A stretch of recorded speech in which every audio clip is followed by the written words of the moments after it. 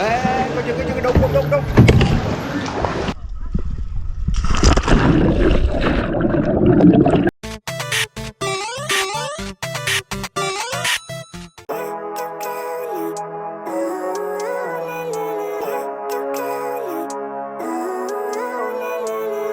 Living life, every day, late at night, not okay. All I want, and I pray, all I need are some better days. Fuck me, I'm looking in the mirror, so foggy, but I've never seen clearer. I don't really think anyone can save me, and honestly I'm not really sure I want saving. I like to be my own worst enemy. There's no risk if you don't try at anything, so I'ma just keep buying everything. See you in the next life. Hi, xin chào mọi người, lại là Hòa đây. Hôm nay Hòa lại đến với bến thuyền của đảo Tuần Châu để chuẩn bị cho một chuyến hành trình trên vịnh Lan Hạ chứ không phải là vịnh Hạ Long. Chuyến đi này thì là 2 ngày 1 đêm. Đó, như quý vị các bạn có thể thấy đây là bến tàu của Tuần Châu nè. Lần này thì Hòa đến với cái hãng tàu là Orchid và đi cái tàu Trendy thì chắc khoảng cỡ 30 phút nữa thì mới lên tàu. Từ Hà Nội thì Hòa xuất phát tới đây thì đi trên xe limousine, cũng khá là gian nan đó mọi người, gặp khá là nhiều chuyện nhưng mà cũng may đến với bến tàu khá là đúng giờ rồi. Thì bây giờ chúng ta chuẩn bị lên đường xem chuyến hành trình đến với vịnh Lan Hạ 2 ngày 1 đêm như thế nào. Một lưu ý nữa cho mọi người là khi mà đến với cảng tàu Tuần Châu thì mọi người nên hỏi hãng tàu là mình đi đến với cái lô nào ha. Tại vì từ cái nơi mà gọi là check-in đầu tiên của cảng quốc tế Tuần Châu mà để đi tới các lô cũng khá là xa đó, 5-6 cây số. Như cái lô này là lô 32. Chúng ta phải đi taxi từ ngoài đi vô đây đó các bạn. Nên mọi người khi mà đi đến với một hãng tàu nào đó chúng ta hãy nhớ hỏi là lô nào cho chính xác nha.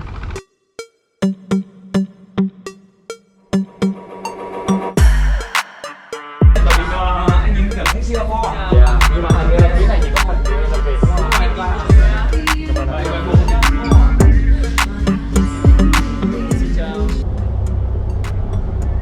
Rồi, mời các bạn vô phòng nha.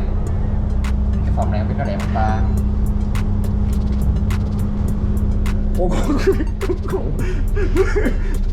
Làm gì đó? Wow. Ở đây là một review gọi là có thể nói là 180 độ hả ta? Các bạn thấy đẹp không? Nó là con khủng ha, các bạn đừng quan tâm đến nó làm gì. Kệ nó đi. Wow. Đây là một cái hàng phòng sao ta? Có thể là trên cao cấp, trên phòng bình thường một chút xíu nên phòng khá là rộng rãi, các bạn thấy không?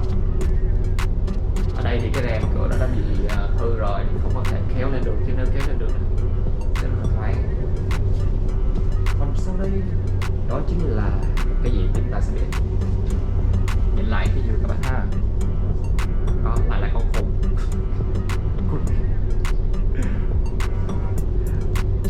Cơ sở vật chất ở đây thì không hoàn toàn mới các bạn ơi, vì ở đây thì cũng khá là lâu rồi mà nhìn chung khá là ok.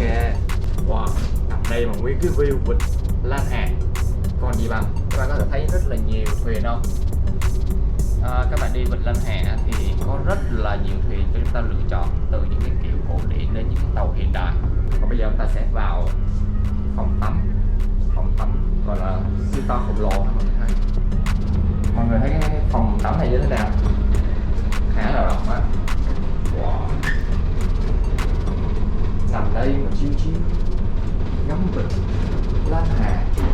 Và cứ quên là vịnh Lan Hạ, vịnh Hạ Long mà.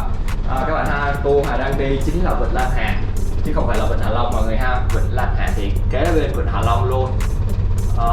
Thường bây giờ họ thấy là tất cả các tàu mà du lịch ở từ 2 đến 3 đêm á thì bắt đầu họ đi vịnh Lan Hạ khá là nhiều vì nơi đây còn khá là hoang sơ. Nè mọi người, bạn đồng hành tôi ăn rất là gọi là khí thế mọi người thấy không? Trong lúc ăn trưa thì thuyền Orchid vẫn đang bon chạy trên vịnh Lan Hạ các bạn ha. Và bây giờ Hòa đã ăn cơm trưa xong rồi. Đây là trên bon tàu của cái thuyền Orchid chứ. Mọi người có thể thấy là thuyền đi khá là êm. Mọi người có thể thắc mắc là không biết là những cái người say sóng họ có thể đi cái thuyền này hay không, thì theo Hòa nghĩ là chắc là ok đó.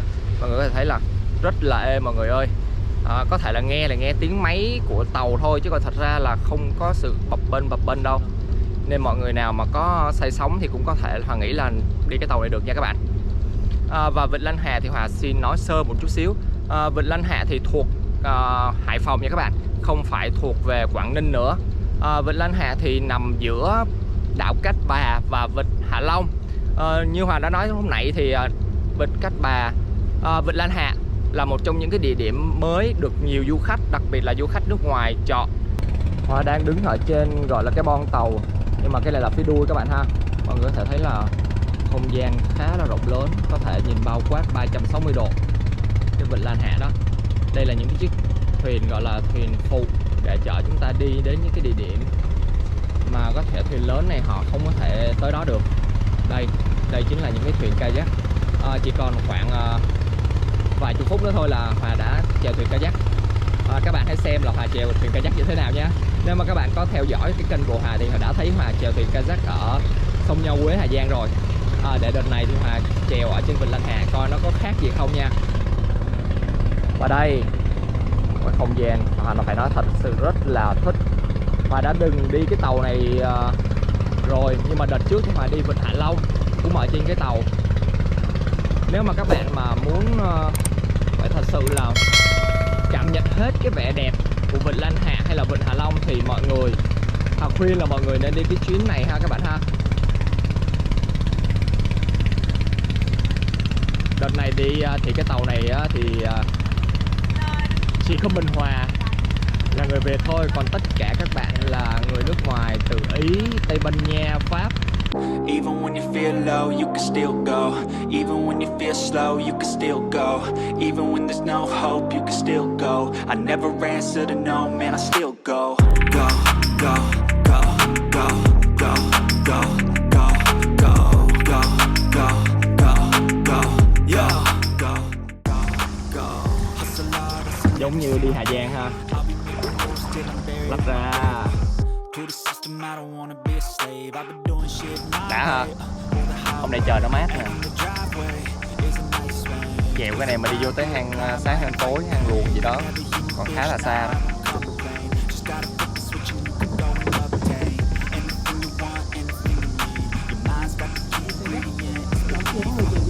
Cái kia là có người chèo dòm, thôi mà chèo dòm chát. Này mình gần mặt nước đã hơn. Even when you feel low, you can still go. Even when you feel slow, you can still go. Even when there's no hope, you can still go. I never answer to no, man, I still go. Go, go, go, go, go, go, go, go, go, go, go, go, go, go, go, go, go,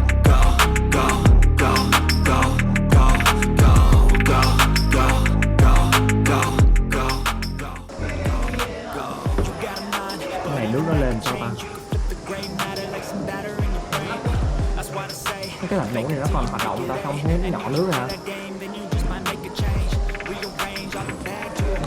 Wow, em có nhiều nhỏ nước nha, có nhỏ nước nha. Có tiếng dơi quá trời kìa. Never slow yourself down, you can do some more. Push past all the pain and you'll find a door.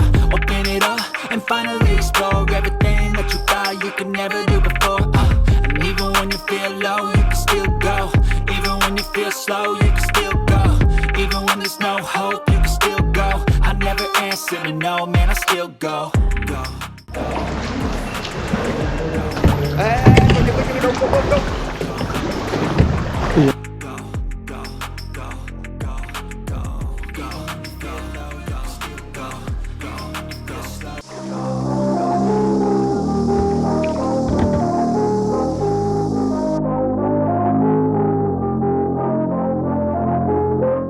Mọi người có biết đây là thuyền gì không mọi người?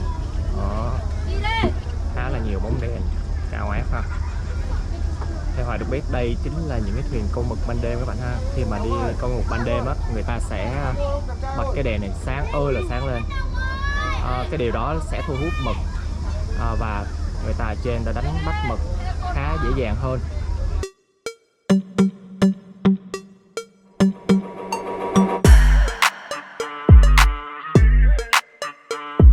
Giờ nhảy nha mọi người ơi.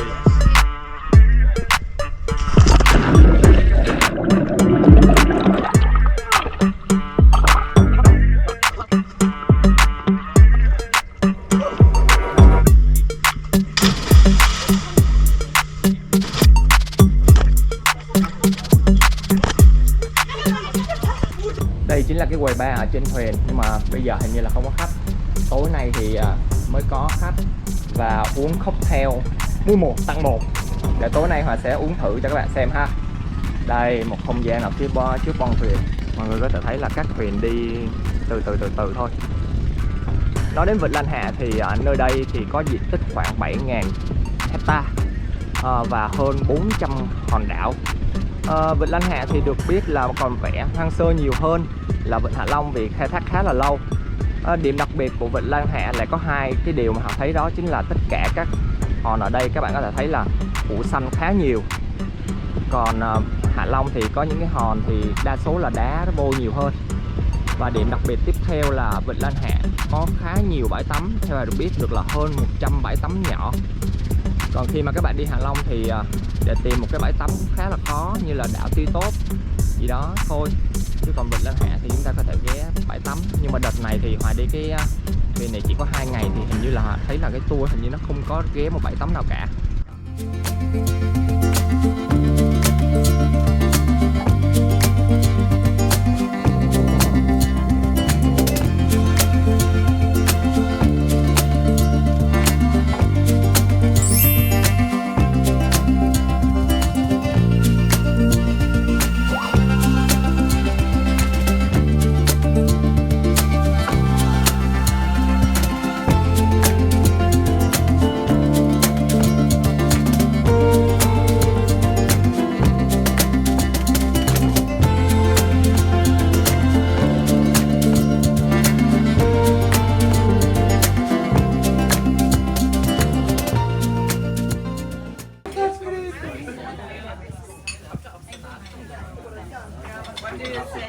Oh, that's beautiful. Yeah, you put here. Yeah, that's good, of course. Yeah, very beautiful. Yeah, very professional.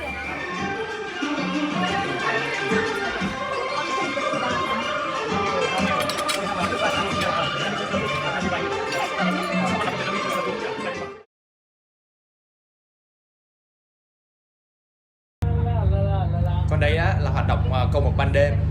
Có câu được không á, thì còn do sự may mắn của mọi người, nhưng mà họ thấy xui còn nhiều hơn hên đó mọi người ơi. Step 1, wake up early, gonna rise with the sun. Step 2, get some good, some food in you. Step 3, think real hard about what you wanna be. Step 4, everybody just do your thing. Wake up, today's gonna be a good. Mọi người có thể thấy sáng nay Vịnh Lan Hạ thì đã mưa lất phất mọi người ơi, mưa không có to.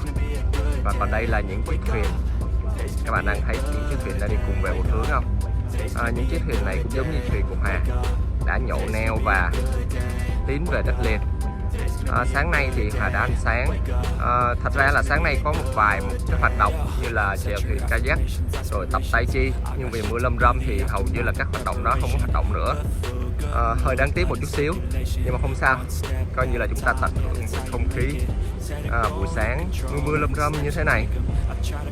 Và tí nữa thì Hòa lại có một bữa ăn trưa nữa nha mọi người.